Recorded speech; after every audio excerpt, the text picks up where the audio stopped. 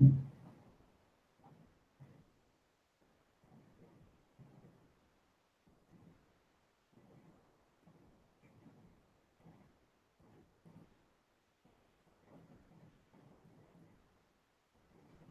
everyone, and welcome to the Get Certified series. Over this 6-part series, we will be talking to you about everything that you need to know in order to get certified.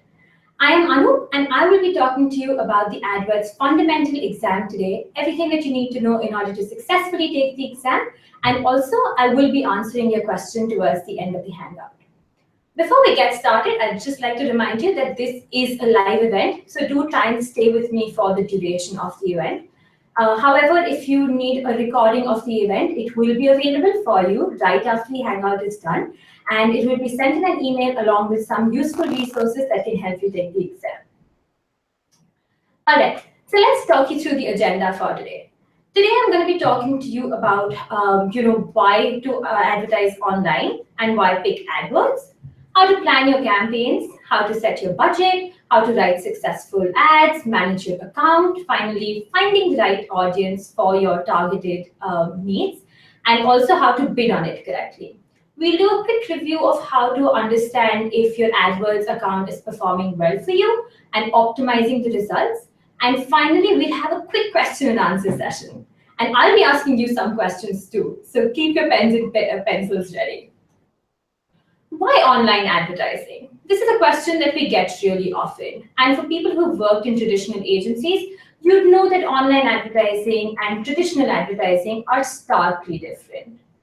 The huge difference is largely that in traditional advertising, you look for your customers. You put an ad out there with a certain demographic in mind and really hope that your demographic finds you. With online advertising, the major difference is that the customers are already looking for you. They're already browsing the internet, looking for your keywords or your search terms, and they're wanting to engage with a business like you.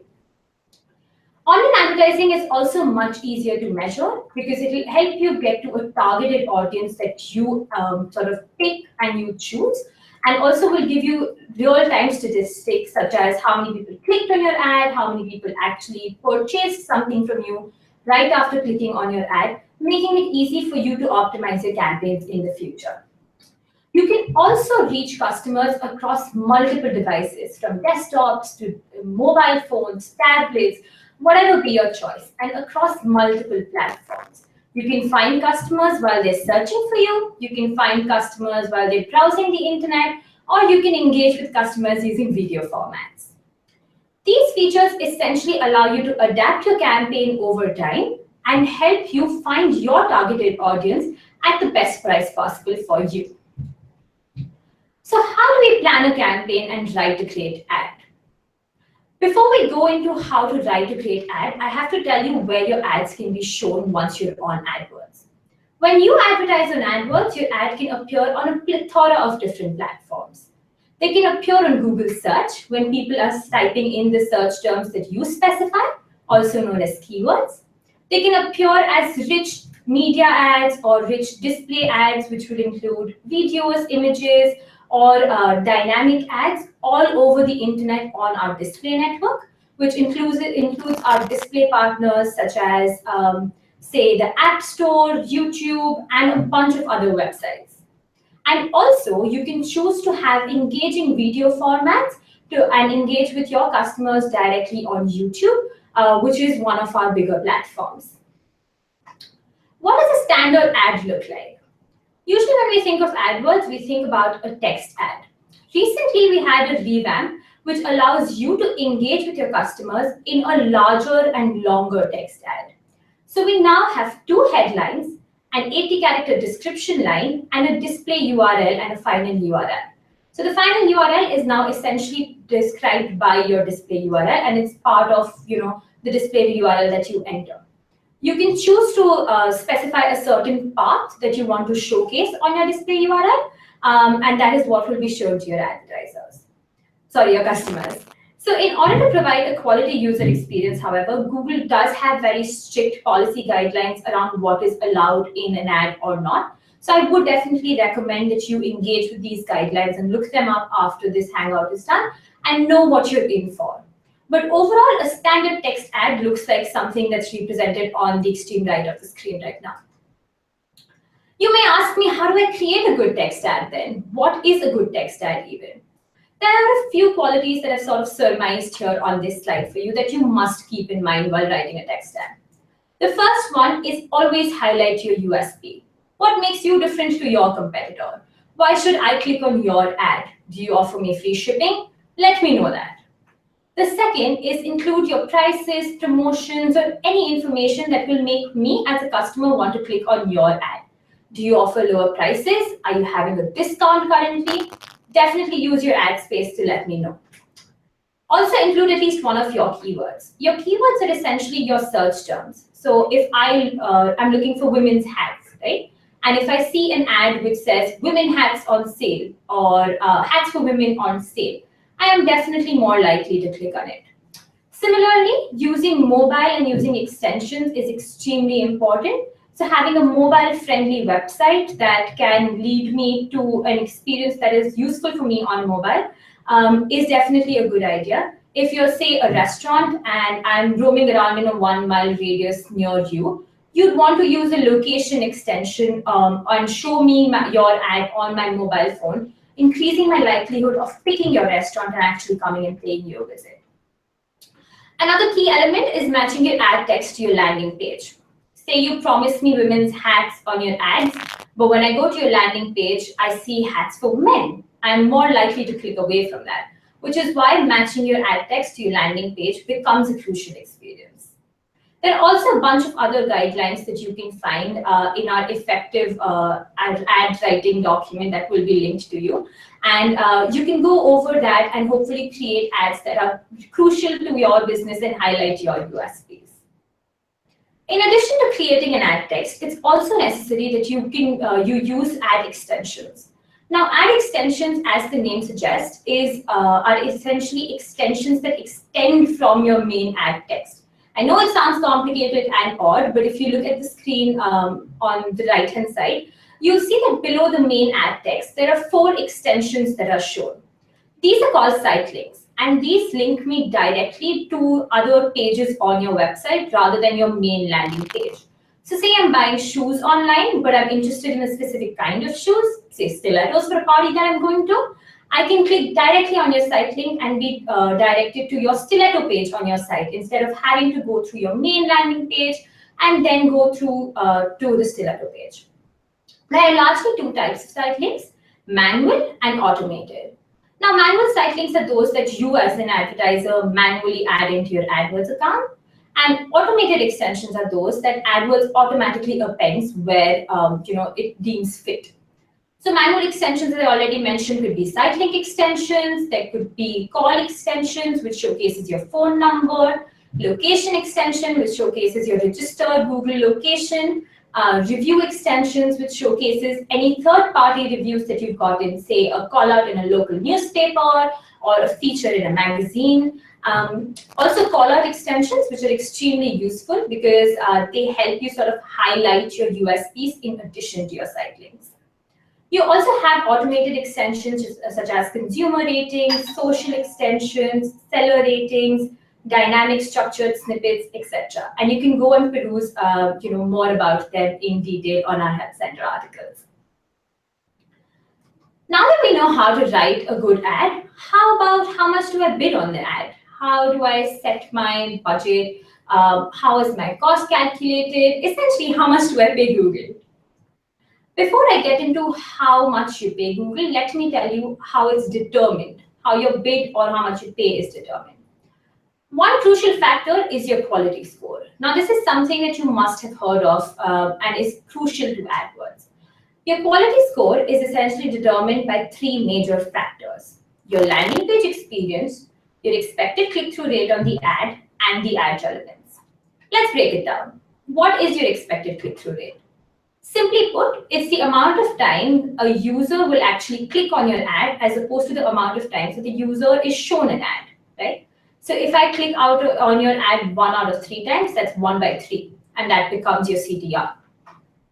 Now, your CTR is an extremely crucial factor because it's the most important factor of your quality score.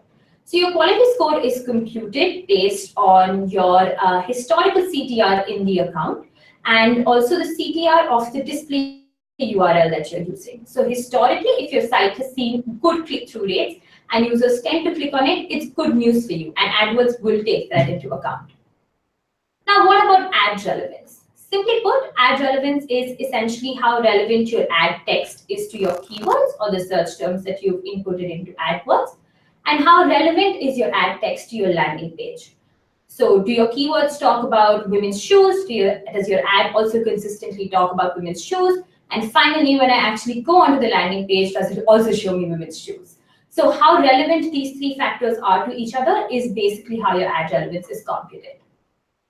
And finally, landing page experience. Now, landing page experience is quite crucial to user experience. Once I click onto your ad, that's only half the battle won. I still need to go through your website and convert for you or provide revenue to you. So how easy is it for a user to navigate your website? Is it mobile friendly? Is it easy for me to contact you as a business? All become important tenets of landing page experience. Now, that's a lot of information that I've given you about quality score. You might wonder, why is this important, Anu? Why are you telling me this? Let me tell you why. Your ad rank is essentially a function of your bid and your quality score. So every time you bid on, say, a keyword here, women's hats in this case, I know women's shoes, women's hats are my favorites, but bear with me. Say you bid on this keyword and your competitor also bids on this keyword. How do you determine who shows in first position, you or your competitor? You may think it's just a function of your bid, but it's not. AdWords will look at both your bid and your quality score. And in case there's a tie between your bid and your quality score between you and your competitor, we will look at the impact of the ad extensions that you have in place. Based on this, AdWords will assign a rank to you. Now, your rank is essentially what determines where you show on the search page and also how much you pay for it. Let's look at the example of a real-time auction. So we have three competitors here, Dave, Susan, and George. Dave, as you see, is bidding $1 and he has a quality score of 10, which is the maximum that one can have. Susan is matching Dave's bid at $1 but has a slightly lower quality score at 8. And George, on the other hand, is outbidding both of them at 2.35, but has a much lower quality score at only 3. Now, the way AdWords functions is that while your bid might be $1, you only need to pay the amount needed to beat your closest competitor. In this case, Dave is in the best position. He has the highest quality score. He's matching the bid of his closest competitor, which is why he just ends up paying 81 cents, which is the amount that is needed to beat Susan out. Susan, on the other hand, has a slightly lower quality score. She has a lower bid than George. However, because of her quality score, she will only end up paying 89 cents. And finally, you have George, who ends up paying the minimum in the auction, or the minimum that is required to enter the auction, regardless of what his bid was. And that's because of his quality score. So as you can see, your quality score is a huge factor of how much you end up paying on AdWords, which is why it's quite important to make sure you optimize your landing page, your ads, and your keywords to maximize this. Now we know how much you pay per auction, but how do you budget yourself on AdWords? Essentially, on AdWords, you set a monthly budget on a campaign level. Say I set a monthly budget of $10. Now, in a month, that campaign can spend 30.4 times my monthly budget. 30.4 is the average amount of days in a month, which means that the campaign can spend 30.4 into 10, $304 in this case. Now, there might be instances where you see that your campaign is spending a little bit more on a daily basis. I might spend $11 on one day. And that is completely normal. The system might overcompensate on one day, but overall in a month, it will only spend 30.4 times the amount that you've specified as your daily budget. You have two methods to spend your budget, either accelerated or standard. Accelerated is when you want to exhaust your budget as quickly as possible, or standard is when you want to standardize the, how your budget is used all over the day And therefore, AdWords will sort of budget it out and chunk it up into smaller blocks and make sure that your ads are serving throughout the day. So it really is your choice on what is necessary to you and what is fundamental to your success as a business. Wow, after we've spoken a lot about how much AdWords costs and how to optimize for your bids, let's have a look at your account structure. So your AdWords account is essentially an overarching entity, right? That is where you set your billing information, you house various campaigns in it, you have your unique email address and password that you sign in with and are led to your AdWords account too. Within this, you can have multiple campaigns. Now let's take the example of a retailer who sells women's shoes. I can have different campaigns for, say, party shoes. I can have a campaign for everyday shoes. I can have a campaign for office wear shoes. At the campaign level is where you set your budget, where you set your location and language targeting, and where you set your overall bids as well. Within these campaigns, you will house ad groups. Now, these ad groups is essentially where you put in your keywords, which is your search terms, and your ads. So coming back to our example, say I have a campaign for party shoes and I am targeting all of New York for it. Within this, I can have, say, 2 ad groups. One could be kitten heels and one could be stilettos, right? And within stilettos, I will have keywords such as stilettos for parties or stilettos for women or high heels for women, wherein within the other ad group, which is kitten heels, I'll have short heels for women or kitten heels for parties. Those type of keywords which will trigger the correct ads. And I'll have matching ads within these ad groups as well. So essentially the hierarchy goes, you have your account on top, then your campaigns, and then your ad groups. Now, a lot of you might be working for agencies or working with multiple clients and using multiple AdWords accounts on a daily basis. Since only one email can be associated with an AdWords account, we understand that it can be painful for you to constantly go through your various accounts, which is why you have the option to create something called an AdWords manager account. What this does is it's essentially just an umbrella account that houses multiple AdWords accounts underneath it. So you can click through to your umbrella account, which is your manager account, and then access all the AdWords accounts that are your client accounts, which are linked to it. All right, let's talk about campaign types in the meantime. So campaign types, there are various campaign types that you can use in AdWords, and it's largely dependent on your network. So you have the search network, which is the simplest and often the most used type, which is where you target Google search and Google search partners across the net, and you show text ads based on users' queries and intents. You then have the display network, which shows image ads or rich media ads. And these are ads that essentially are shown across a plethora of websites, which are our display partners, including, say, the Play Store or YouTube or other well-known publications and sites. And they are essentially used as a way to brand yourselves or as a way to sort of grab awareness and tell people that you're out there. If you want to make the best of both networks, we have that option for you as well, which is called the search network with display select. Primarily, your ads will be shown on the search network, but they will also be eligible for display network placements where necessary.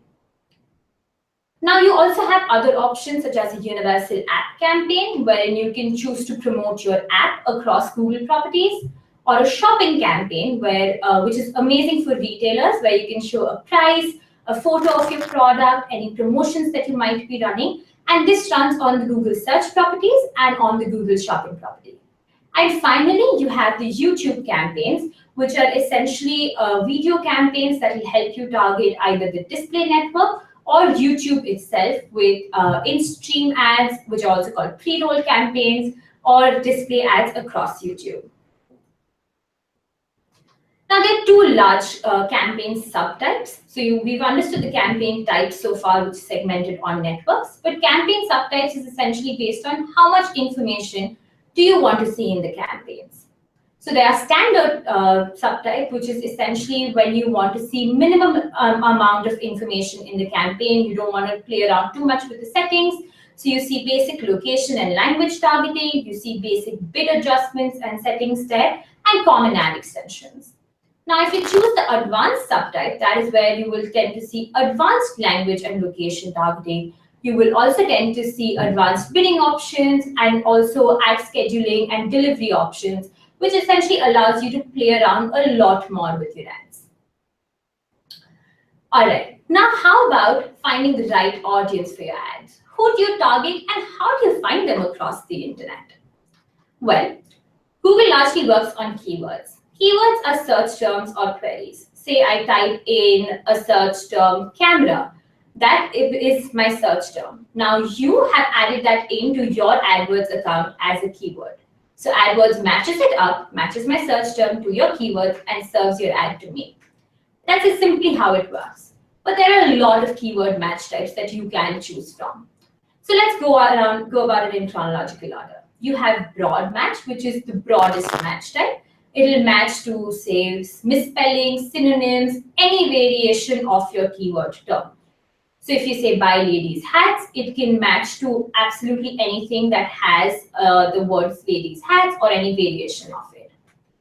Then you have broad match modifier, which matches largely to variations of the keyword that you've entered, but it will not match to misspellings or essentially it won't be too broad, so it will only match to a certain amount of variations. So it will only match to, say, contextual variations, and it wouldn't account for misspellings or synonyms of the word. Then you have phrase match, wherein the phrase that you enter as a keyword must be exactly contained in the search term of the user. And you have exact match, which semantically matches the search term of the user and only makes sure that your ad shows up if the search term is contextually similar to your keyword, right? So essentially your keyword must be an exact or a very, very close match of the search term for your ads to show. You also have negative match. What that does is that, say you don't want your ads to show up for a certain term. Say you don't want your ads to show up for men's hats. You can add that in as a negative search term, negative keyword, and make sure that your ads don't serve for such terms. You might want, especially if you're starting out, you might want to get a few ideas on what are good keywords for your business, which is why within the AdWords interface, you have something called the Keyword Planner. What that does is it's a tool that's available to you under Tools section of your AdWords interface. And what that does is it allows you to get volume trends for suggested keywords for your industry, or if you have a bunch of keywords in mind, it'll tell you what the historic trends are or what are good keywords based on your business model. So it's a very, very useful tool for you to sort of use and get familiar with. Now that's all about the search network, but how does display targeting work? On display network, you have a bunch of options. So you do have keywords, which are largely two types: audience keywords and content keywords. So audience keywords are essentially you targeting people who have looked for similar search terms in the past, regardless of what website I am on. So say I have looked a lot for women's shoes in the past or women's hats in the past, and that is your keyword. But I'm currently on a website that's all about finance and world politics. I will still be eligible to see your ads based on my past search history. Meanwhile, content keywords are basically keywords that target relevant websites or apps. So say I have, again, women's shoes or women's hats mentioned on the article that I'm currently reading on the internet. That is when I will be able to see your ads based on your content keywords. You then have topic targeting. So you can choose to target certain topics across the internet, such as, say, politics, or such as shoes or clothing and accessories. You have placement targeting. So if you know there are a bunch of websites that your demographic or your intended demographic definitely frequents, you can add them in as placements and choose to bid specifically on them. You have remarketing. Now this is an essentially very, very useful feature wherein you can choose to retarget your ads to people who've been to your website before. So say I come to your website, I add a few things in my cart, but I completely forget about it. You can then show me your ads in a very, very targeted manner and go ahead and remarket those products to me, making me more likely to come back, click on your ad, and actually complete my purchase. You also have interest-based audience. So you have affinity audiences, which are people who are interested in a certain topic. So say I'm a skiing aficionado, I'll fall into that affinity audience. Or you have in-market audiences, so people who are currently in the market for your product, right? So it could be that I'm looking on the internet for a ski lodge, and that would make me an in-market audience for you if you're a ski lodge owner. You also have demographic targeting, wherein you can target people based on their gender, their age, or their parental status. And that's essentially the ways that you can target people across the display network. Now, one crucial thing to remember is that you have two targeting settings here. You have target and bid, which means that the audience or the user must fall into a certain bracket, and that's the only way that AdWords is going to bid on them. So say I want to target and bid only on people who are looking for ski lodges in France right now, or ski lodges in general. That is the setting that you would use to make sure that you're not targeting anyone else. But say you want to target people who are looking largely for ski lodges, but you also want to bid on people who are looking online for ski wear or ski gear or anything of that sort. You can then use the bid only option to add them in as an audience, and you can potentially just bid on them. So you don't restrict yourself to targeting them, but you are free to go ahead and bid on them. So that's the difference between the two targeting settings on the display network. Similar to the keyword planner, you also have the display planner that helps you go through the display inventory that Google offers, gives you ideas and suggestions on your placements, what you should be paying for your placements, etc. And it's again a very, very handy tool, especially if you're just getting started with AdWords. Now, apart from all of this, apart from targeting based on keywords or based on the network, you have something called location targeting, which is largely even across all the networks. So you can choose to target, say, a very specific location, such as New York, or an extremely specific location, even within New York, such as a radius that you're looking at. So say you want to target people only 1 mile within your physical location, you can go ahead and do that. You can also exclude people from certain locations from seeing your ads. So say you're sitting in New York and you don't want people in Washington to see your ads, you can go ahead and add that as a negative target location almost, or exclude that location from your targeting settings. You also have language setting, which allows you to target people based on their browser language or based on the language that they are essentially browsing the internet on. However, be aware that your ads in your keywords must already be in this language, as AdWords does not really translate ads for you. You can also do device targeting, especially in a mobile-first world that we live in. Device targeting is quite a useful feature. You can go ahead and bid more on people who are browsing your website or browsing your ads on a mobile device around your location. Or you can choose to absolutely exclude mobiles and concentrate only on desktop. So you can have a variety of targeting settings, and you can choose which device is more important to you, or if all devices are more or less equivalent to you, depending on your business model. Say, for example, you're a pizzeria based out of New York again, and you want to make sure that you're really showing up on mobile devices, especially for people in a 1 mile location and a 1 mile radius of your shop. You can go ahead and then add in that location targeting and add in a mobile adjustment or add in a mobile bid only for people within that 1 mile, right? And who are only browsing for pizza locations or pizzerias in New York on their mobile devices.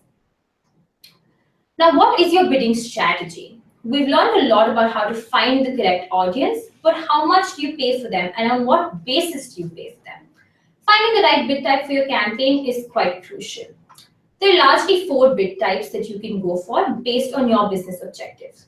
So if your objective is to get clicks, and if you want to be extremely aware of what your, how much you're paying or how much you're bidding, and you want to be in complete control of it, you can go for a cost per click strategy, which is a CPC strategy, where you're paying based on each click that AdWords is giving you. Or if your idea is to get more impressions, you can use a VCPM strategy, wherein you're paying for 1,000 impressions. So you decide how much you're okay with to pay for 1,000 impressions, and that's how you bid. Or you can use a CPA strategy, which is a cost per acquisition strategy. In this strategy, You say one conversion is worth $10 for me, and therefore I want to get as many conversions as I can at that cost per acquisition.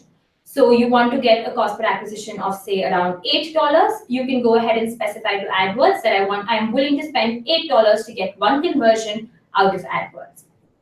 And finally, you have a view-based strategy. Now, this is largely for video campaigns, especially, wherein a view is what is monetized and what is valuable to you, and you can go ahead and bid based on this as well.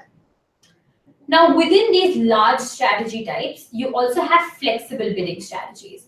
Now, these are usually automated or semi-automated strategies that allow you to harness the power of AdWords systems and the knowledge that the machine and the system has built over a long time. So if you are looking to get more conversions out of your campaign, you can use an enhanced CPC strategy. What this does is that you set a base bid for yourself, and then you give the system the leeway to increase your bids by around 30% or completely decrease your bids based on the likelihood of a click turning to a conversion. You also have a target CPA strategy, wherein all you do is tell the system how much your cost per acquisition or your target cost per acquisition is, and then let the system do its best to optimize your keyword bids for you and get you that target cost per acquisition. You also have maximized clicks. Say your intent is to just get as many clicks as you can on your ads. This is a strategy that you'll use wherein you tell the system, this is my budget, get me as many clicks as you can within this amount on a daily basis. And that's the strategy that is most useful to you in such instances. You have target search page location. Say you always want to appear on the top of the first page or on the first page at least. You can go ahead and specify your budget and then ask the system to optimize your ads such that you're always showing on a high or on a first page basis. You also have target return on ad spend, which, as the name suggests, is again wherein you specify your estimated return on ad spend or your targeted return on ad spend, and then you go ahead and then you let sort of the system do its magic and get you that return on ad spend. Now, one thing that I would want you to be careful of is that these strategies are largely based on the amount of data that you have in the system already. So the longer your AdWords campaigns run, the more data the system has in order to optimize as per your market objectives or business needs. And finally, you have target outranking share, which is essentially a strategy that you can use to sort of outrank in other domain that you are probably in competition with, and make sure that your ads always appear above that domain, however much you need to bid for that, and that is what the system would sort of decide. Now, there are three major types of bid adjustments that you can add. What bid adjustments do is essentially give you more control over when, where, and how your ads appear. Bid adjustments let you increase or decrease the bid in order to be more competitive on a certain network or on a certain place, in a certain location, or on a certain, say, device type. So you have location bid adjustments where you target specific ads to specific locations and choose to pay more or less on these locations. You have device bid adjustments where you target your ads to multiple devices, but maybe a mobile device is more valuable to you and you're willing to pay more on a mobile device, which is when you add in a mobile bid adjustment. And finally, you have an ad scheduling bid adjustment. Say weekdays are not as great for you, but weekends are amazing for sales. You might want to bid slightly more on weekends and slightly less on weekdays, which is what ad scheduling and ad schedule bid adjustments allow you to do. Now that we've spoken about how to set up your AdWords account, how do you know that it's doing well for you? How do you measure and optimize your AdWords account? The most crucial thing to understanding how your AdWords account is doing is taking advantage of the tools that the system offers to measure the performance. One such tool is conversion tracking.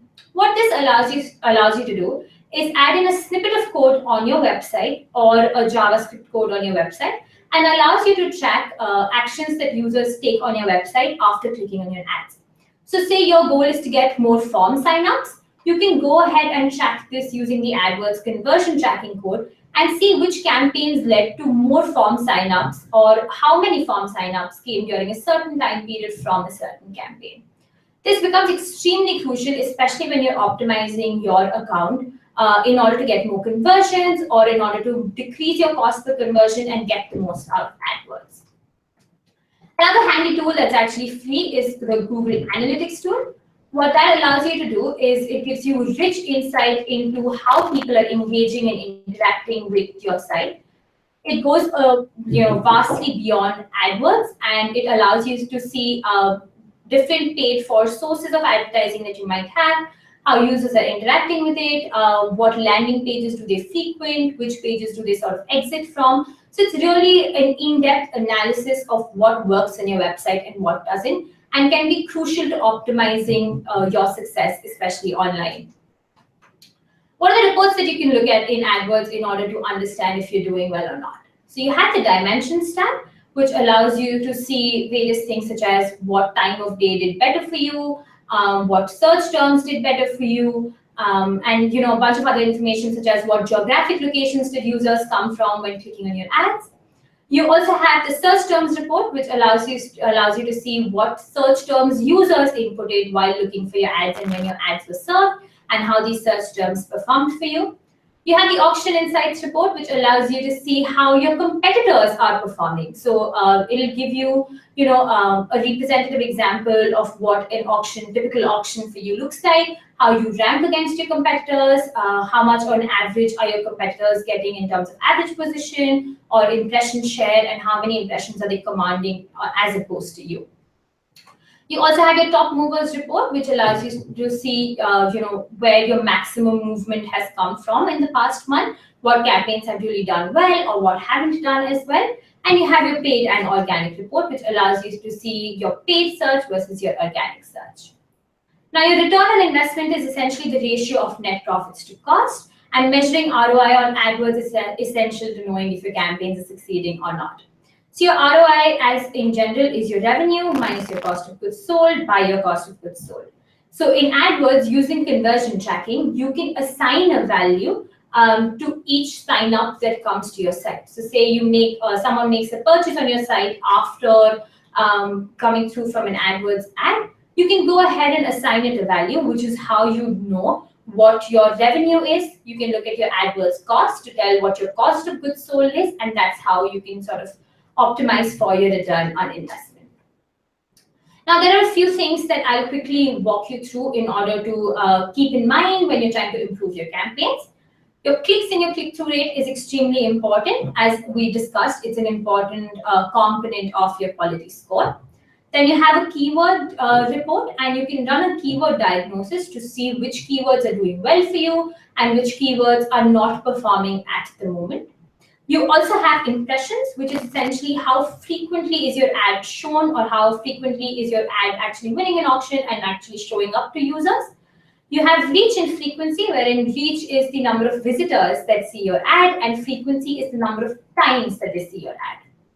Then one thing that you would want to do is assess how multiple ads are performing. So you might have different ad copies in your ad group, and you might want to assess how they are performing against one another, and you will see data being reported against them, such as how many clicks a certain ad gets, how many impressions a certain ad gets, what's the average CTR on these ads, and then you can use that to determine which ad copy your users are responding best to. You also have something which is a very useful feature called campaign experiments. This is very useful for those of you who want to run an A and B test. So A versus B test, wherein you have one landing page and another version of the landing page, and you want to see which one your users respond best to. You can go ahead and use campaign experiments to do that, or you can test different ad copies against one another. Really, there's a lot of things that you can do to sort of assess what is working best for you. That's pretty much all that we had for today. Essentially, you can now go ahead and take the exam. It's 120 minutes long, and there are 100 questions that you need to answer. You would need around 80% to pass, and it's valid for 1 year. If you hang on now, and we've heard from a lot of you guys that you want to quickly assess how useful this session was for you, so get your pen and paper out. I have a few questions for you, and I'll be putting them up on the screen, and towards the end, I will let you know the answer as well. In the meantime, I'm going to look up what questions you have for me and do my best to answer them as well. So get ready for a fundamentals Q&A session. I'll quickly read this out for those of you who are still with us, which is, what is the benefit of advertising online? A, you show your ads on your website to make money. B, you reach potential customers. C, you improve your organic ranking. or D, you get information on customer automatically? I'll give you a minute or two to sort of answer the question, sort of write it down if you need to, and I'll tell you the right answer as well.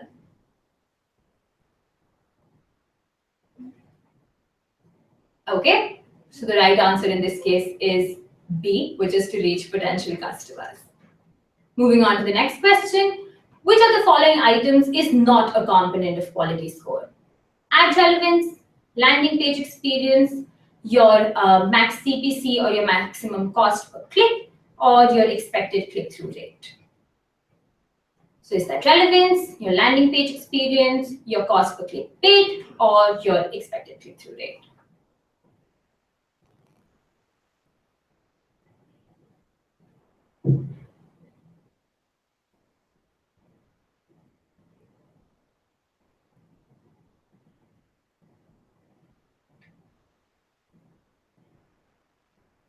All right, perfect. In this case, it's your maximum cost per click that doesn't really feature in your quality score at all, and that's essentially a part of your ad rank, but not your quality score. Perfect. I'm going to look over to this side now, where I can quickly see the questions that you guys have asked me, and I'm going to do my best to answer them. Thank you very much. Does a higher quality score mean less CPC? A higher quality score doesn't always mean less CPC, but it can in most instances, because your ad rank is essentially a function of your quality score and your bid. So in most cases, you will tend to find that if you have a higher quality score, you do end up paying less than what you expected. How does budgeting affect ads? Thank you for the question. Now that's a very broad question, but budgeting can have a huge impact on ads, essentially in terms of the available impressions to you. So say you have 100 available impressions, and you have a budget only to sort of spend on 50 available impressions, right?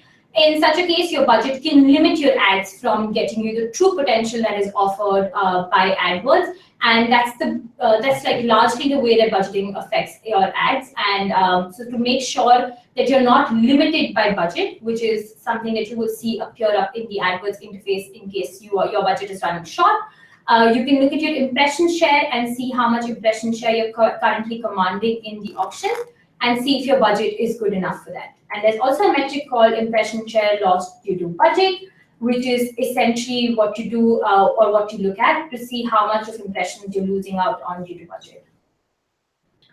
All right, please provide an example for keywords match types. Okay, I'm going to quickly go back to the slide which has the keyword match types. Bear with me, and I'll give you an example as well.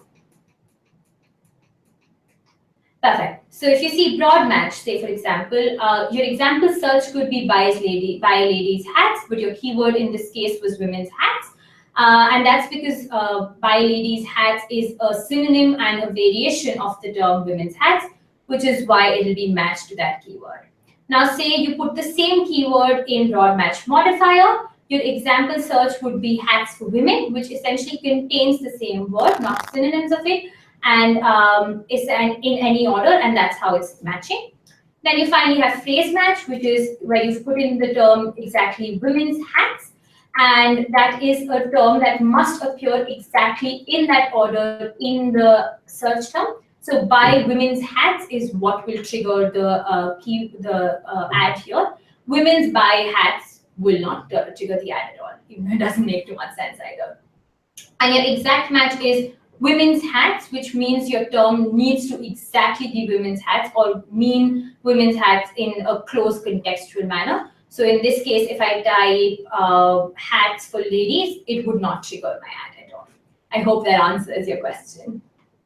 All right, please explain placement targeting. Alrighty, let me move on to placement targeting. Right, so placement targeting is say the Wall Street Journal website does really well for you because you're a financial service provider and you know that's a placement that you definitely want to be on.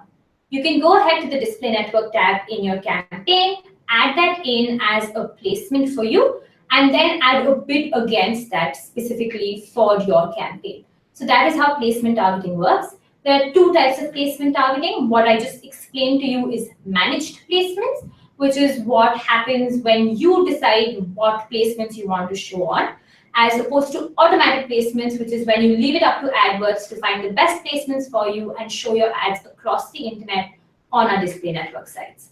I do hope that I've answered your question there. I'm sorry, but I'm unable to read the first question. I'll move on to the next one. Can you elaborate more about bid only and bid and target in the display network presentation? All right. Target and bid versus bid only. Okay, so let's stick with the first example that I gave you, which is say you're targeting based on placements, right? So your placements is on target and bid, which basically means that you exclusively want to target people and bid on them when they're browsing the Wall Street Journal site. Now, for example, you might have a bunch of financial aficionados that fall in your in-market audience, right? You don't necessarily want to target them, that is, you don't want to exclusively show your ads to them, but when they are browsing the Wall Street Journal and they do happen to fall into that category, you want to bid slightly higher than them. That's when you use bid only. So target and bid is when you actually use only that method to find people. So you will say that I will only want to show my ads if people are on Wall Street Journal at this point in time. Wherein bid only is that I want to base this on my targeting method. I definitely want to show ads to people who are on the Wall Street Journal, but if they fall into a certain category, I wouldn't mind bidding higher or lower on them. All right. Okay, so the next question is, under bidding types, what is the difference between impressions and views? Okay, let's move on to bidding types. Perfect. So impressions is essentially each time your ad shows up, right? So impression is, say your ad is eligible to show up in an auction and it does so and it shows up to people. That is essentially what an impression counts as. A view, on the other hand, is sort of exclusive to videos, wherein people actually view your ad. So they would need to view at least, say, 30 seconds or 5 seconds, a certain length, depending on your on the type that you've selected or the type of ad that you've selected, and only then will it count as a video view. So an impression is your ad serving. So the fact that your video showed up is an impression, but whether the user actually engages with it and actually views it is what would determine if it's a view or not. Okay, please give an example of target ROAS. Okay, let's move on to that one. Target return on ad spend is essentially when you automatically set your bids to maximize your conversion value while trying to reach an average return on ad spend. Say your average return on ad spend is supposed to be $8, right? So you're hoping to make $8 each time, or that's the return that you're hoping to get out of AdWords. You can specify that to the system, and the system will try and make sure that you get that much worth. Let me see if I can, give me 1 second. Yeah, so essentially that is how target return on ad spend works, wherein your return on ad spend is basically what you make out of AdWords as opposed to the amount that you're spending on AdWords, right? So if I'm spending X amount on AdWords and I make Y amount of profit on AdWords, my the ratio between that is what will determine my return on ad spend. So I hope that that's a good example. Okay, please explain placement targeting. We've done that. Can we target iOS devices only on AdWords? Yes, there are certain campaign types that you can run to target iOS devices, and yes, you can run iOS devices targeted campaigns, especially on the display network. It's not possible to do that on search, but you can go ahead and do that on either app campaigns or on display network campaigns, where you can choose to show your ads only on devices that are running on iOS. All right.